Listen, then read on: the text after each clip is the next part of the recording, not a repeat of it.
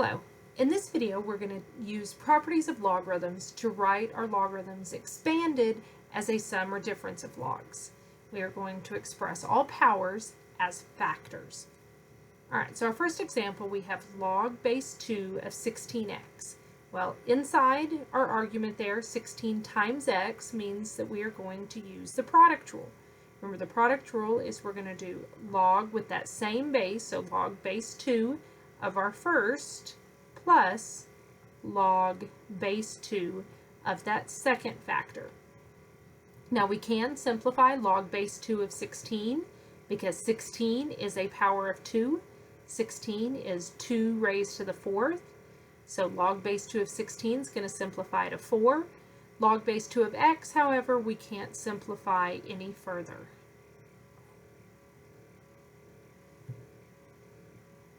All right, our next example, we have log base 5 of z squared. So on this one, it does tell us we're going to express powers as factors. So in this case, we've got a 2 as a power. We're going to write that as a factor using the product rule. So the product rule says that we're going to bring that 2 down front, and we're going to write that as 2 times the log base 5 of z. And we can't simplify that any further, so we're done with that one.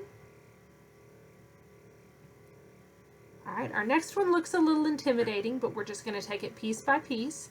We have the natural log of this whole quantity, x squared minus x minus 20, all over x plus 3 to the 5th, and then that whole argument there is raised to the 1/2 power.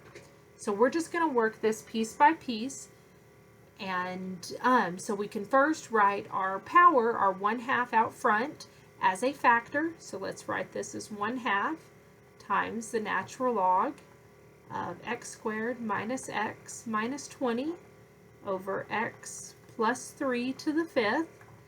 Now what we have inside the parentheses there is a quotient, so we can use the quotient rule, but we want to make sure this 1/2 is multiplied by all of it, so we want to go ahead and make sure that we can distribute at the end, so let's use a square bracket. We can rewrite that as the natural log of that numerator minus the natural log of the denominator. And x squared minus x minus 20 doesn't look like a product, quotient, or power, but we can factor that. So let's go ahead and factor that real quick. So x squared minus x minus 20, factors of negative 20 that add to a negative 1 are going to be x minus 5 times x plus 4.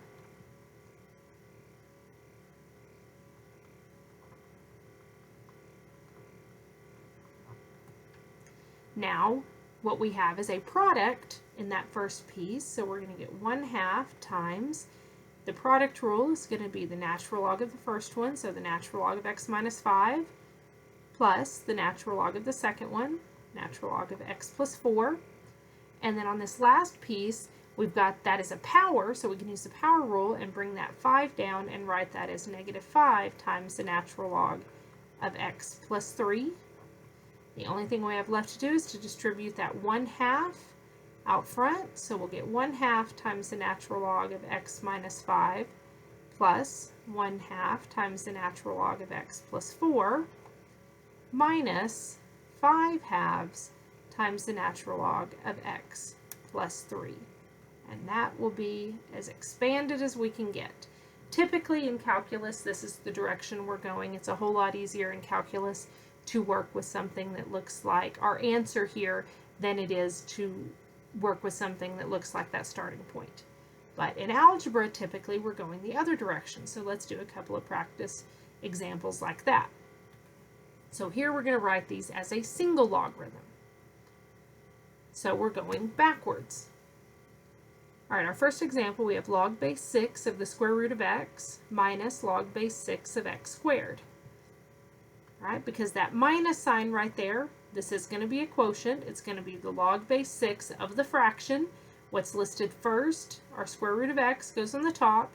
The argument on the second is going to be in our denominator. We can simplify. That's going to be square root of x is the same thing as x to the 1/2. And so we can simplify that. X to the 1/2 divided by x squared. is going to be 1 over x to the 3/2. Now it does want us to express those powers as factors.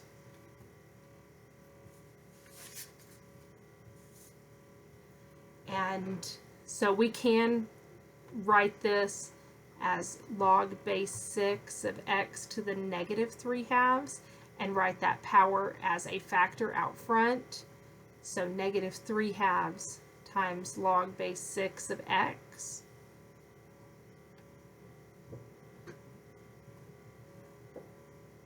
All right, our next example, we have the natural log of x over x minus 1 plus the natural log of x plus 1 over x minus the natural log of x squared minus 1.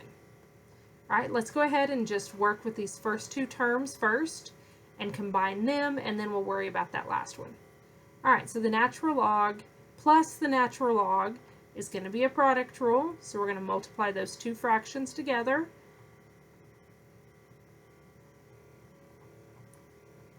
We still have our minus natural log of x squared minus 1. We can go ahead and simplify that just a little bit. We've got an x on the top and an x on the bottom that'll divide out.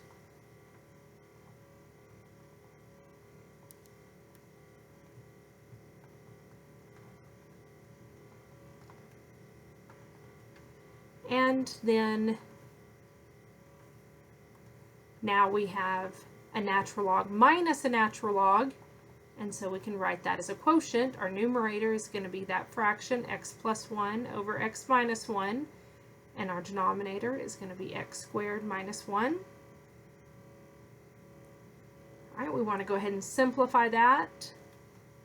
That's going to be the same thing. We could do a keep change flip. So we'll get the natural log of our numerator, x plus 1 over x minus 1. We're going to change that division to multiplication and then multiply by the reciprocal, which is 1 over x squared minus 1. Well, x squared minus 1, we can factor that. So we can reduce our fraction. So that'll be x plus 1 times x minus 1. Those x plus 1s are common factors on the top and on the bottom, so those are going to divide out. What's left, we're going to have 1 over x minus 1 squared, and then just like we saw on the previous example, we want to go ahead and write that as a power, so we're going to write that as x minus 1 to the negative 2, and then pull that power down. So this answer is going to be negative 2 times the natural log of x minus 1. All right, let's look at one more like that.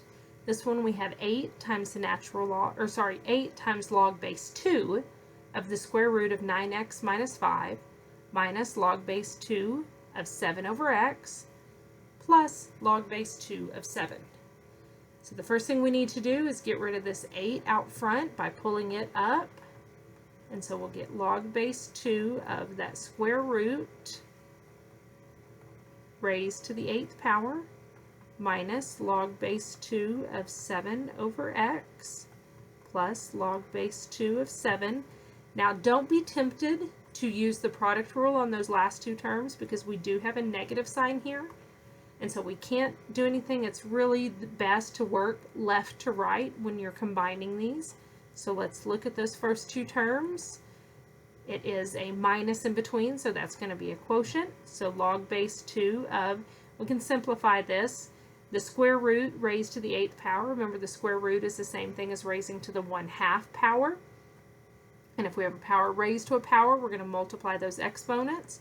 So we can simplify that to 9x minus 5 to the 4th. Half of 8 gives us 4. Square root means raised to the half. And then in the denominator, we have 7 over x. We can simplify that fraction there. That's going to be, we can do keep change flip again. We'll get 9x minus 5 to the 4th. Change division to multiplication and flip that denominator, x over 7.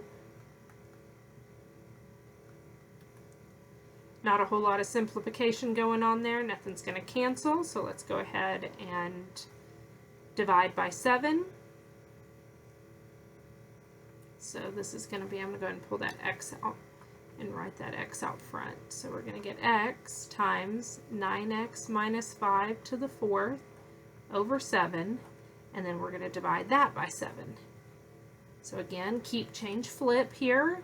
We're going to get that numerator, x times 9x minus 5 to the 4th over 7 times that 7 in the denominator. We're going to flip and write it as 1 over 7. And so we get log base 2 of x times 9x minus 5 to the 4th over 49.